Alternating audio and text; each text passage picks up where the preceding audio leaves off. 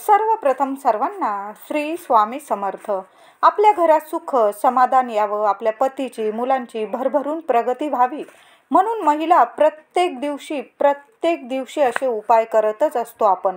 पण काही असे एक मिनिटाचे 2 मिनिटांचे असे उपाय असतात ज्यामुळे आपल्या घरात सुख, शांतता, समृद्धी, आनंद, आरोग्य, वैभव, ऐश्वर्य मिळू शकते.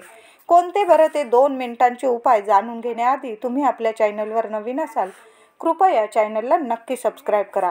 तर हे 2 मिनिटांचे उपाय तुमच्या जीवनात भरपूर धन, सुख, आनंद, समाधान मिळवून देतील तुम्हाला.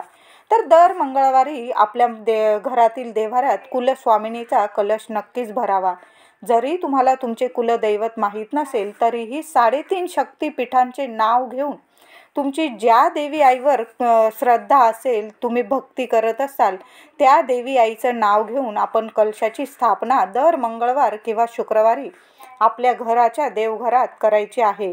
मंगळवारी घरात गणपती बाप्पाला 21 दुर्वा, लाल फुलं अवश्य व्हावे. खडी साखर किंवा गूळ खोबरं असेल तुमच्याकडं, बाप्पाला नैवेद्य दाखवून संध्याकाळी बाप्पाची, आपल्या कुलदेवीची आरती अवश्य करावी. तुम्हाला जेव्हा म्हणजे शुक्रवारी वेळ मिळेल शुक्रवारी करा, मंगळवारी वेळ मिळेल मंगळवारी करा.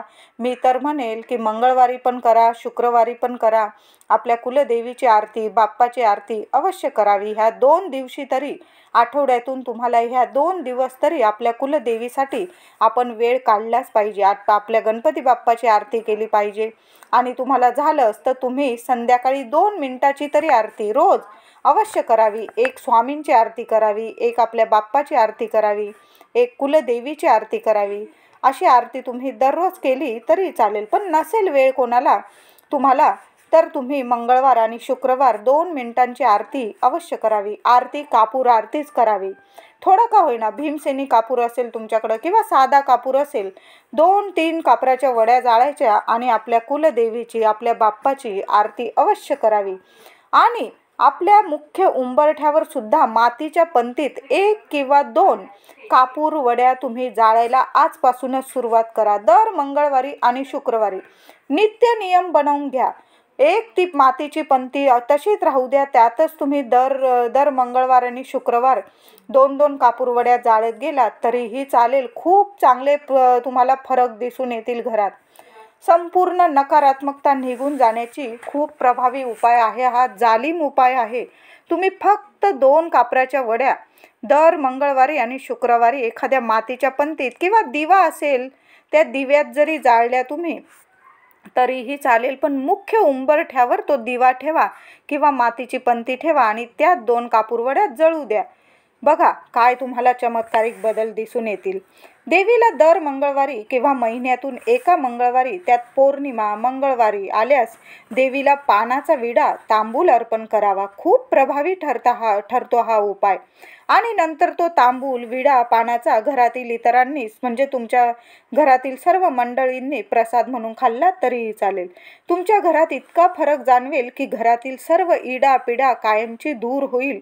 तांबूल अर्पण करून बघा. मंगळवार किंवा शुक्रवार तुमच्या कुलदेवीचा जो वार असेल त्या दिवशी तांबूल अर्पण करा. घरातील पुरुष मंडळींची म्हणजेच तुमच्या पतीची, मुलांची खूप प्रगती होईल. तुम्हाला दिसून येईल चांगला फरक. घरात धनधान्य भरभराट होईल. तुमचे प्रत्येक स्वप्न पूर्ण होईल. स्वतःचे घर, गाडी, मुलबाळ होत नसेल ते सुद्धा होईल. लग्नकार्यातील अडथळे असतील त्या सुद्धा दूर होईल. तुमच्या मनासारखंच होईल. म्हणून दर मंगळवारी किंवा तुम्हाला महिन्यातून एखादा मंगळवार, शुक्रवार देवीला एखादा विडा, गोड विडा तुम्ही बाहेरून बनवून आणा, एखाद्या पानटपरीतून, किंवा तुम्ही घरी जरी पानाचा विडा बनवला तरीही चालेल. खूप चांगला फरक दिसून येईल.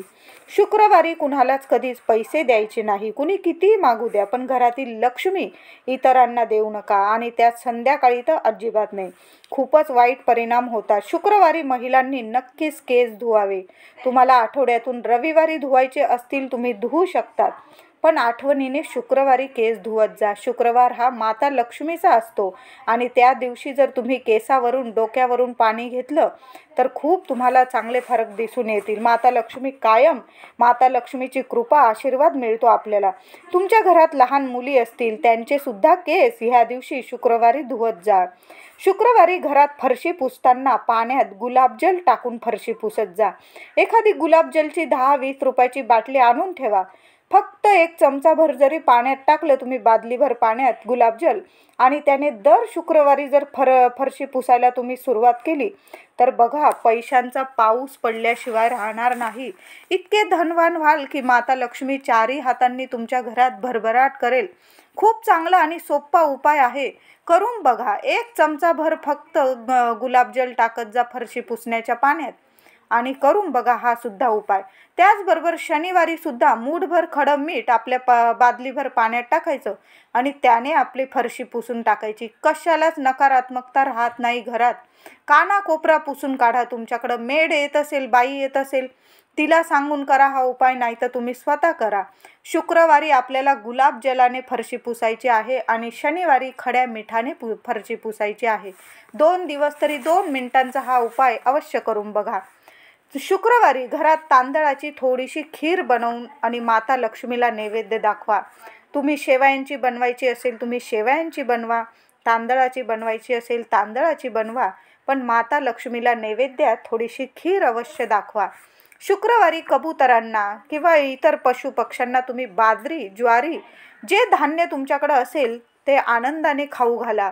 तुम्हाला जर खूप धन हवे असेल, जीवनात पैसा हवा असेल, तर दर शुक्रवारी कावळ्याला दही, भात, साखर नाही तर गोड दही खाऊ घालावे. तुमच्या गच्ची असेल, तुमच्याकडं गॅलरी असेल, तिथं थोडंसं घासभर दही आणि भात, साखर एकत्र करून ठेवून द्या किंवा नुसतं दह्याचा गोळा आणि त्यावर थोडीशी चिमूटभर साखर ठेवून द्या. कावळे, पक्षी खाऊन जातील. असे केल्याने पितृदोषसुद्धा दूर होतात. पितरांचे आशीर्वाद जर मिळाल्याने तुमच्या जीवनातील पैशांसंबंधी सर्व अडचणी दूर होतात. पैशांसंबंधित काय, आपल्या जीवनातील सर्व अडचणी पितरांचे आशीर्वाद मिळाल्याने दूर होतात. पितृदोष दूर होतो. तुम्ही करून बघा. एखाद्या शुक्रवारी कावळ्याला दही, भात, साखर, गोड हा नैवेद्य खाऊ घालून बघा. आपण अमावस्येला तर करतोच, एखाद्या शुक्रवारी पण करून बघा. 2 मिनिटाचा उपाय. तुमच्या जेवणातलाच थोडासा आधी, तुम्ही खाण्याआधी थोडासा गोळाभर भात काढा, त्यावर थोडंसं ताजं दही टाका, थोडीशी चिमूटभर साखर टाका आणि तुमच्या गच्चीवर ठेवून या. बघू नका कावळे खाताय की कबूतर खाताय, ठेवून या फक्त. बघा काय चमत्कारिक बदल दिसून येतात तुम्हाला. शुक्रवारी संध्याकाळी कधीच कुणाला कांदे, मीठ, हळद, साखर, दही, तेल, तूप देऊ नका, पैसे देऊ नका.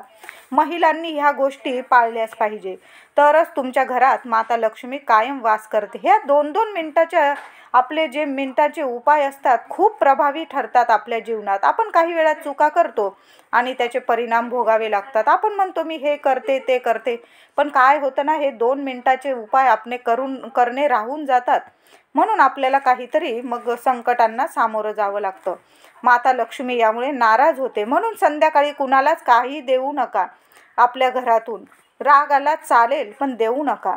तुम्ही जर रोज देव्हाऱ्यात गाईच्या तुपाचा दिवा लावत असाल तर खूप चांगले, पण नसल लावत तुम्ही मंगळवार, शुक्रवार नित्य नियमाने गाईच्या तुपाचा दिवा लावत जा. तुळशीजवळ सुद्धा लावा. काही महिला, माझ्या मैत्रिणी ऑफिसला जातात, जरा उशिरा घरी येत असतील, जर घरात कुणी असेल, घरातील मंडळी, त्यांना लावायला सांगा.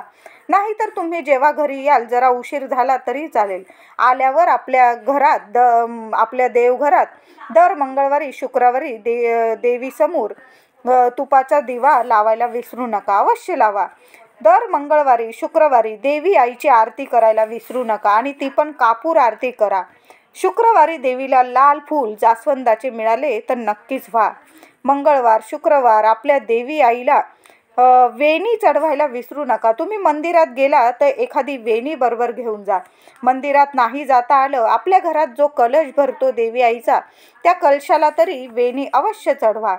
माता लक्ष्मीला अवश्य व्हावी एखादी वेणी. खूप प्रसन्न होते देवी अशाने. मंगळवार, शुक्रवार आपल्या घराच्या मुख्य उंबरठ्यावर हळदीचे लेपन आठवणीने करायला हवं. अवश्य करा.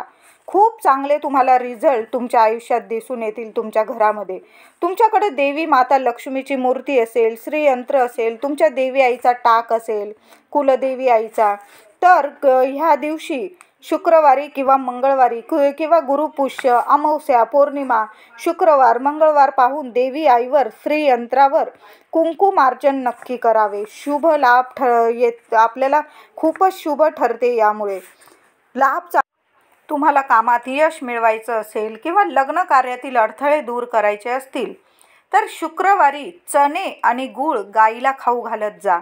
खूप चांगले परिणाम दिसून येतील तुम्हाला. प्रत्येक कामात तुम्ही यशस्वी व्हाल.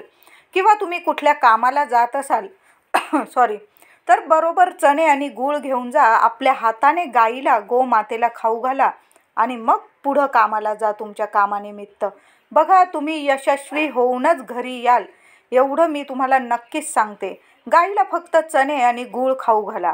ज्यांच्या लग्न कार्यात प्रॉब्लेम येत असतील, कुंडलीत काही अडथळे असतील किंवा कुंडली जमत नसेल, लग्न कार्यात भरपूर अडथळे येतात लग्न कार्यात, पण मग काय करायचं?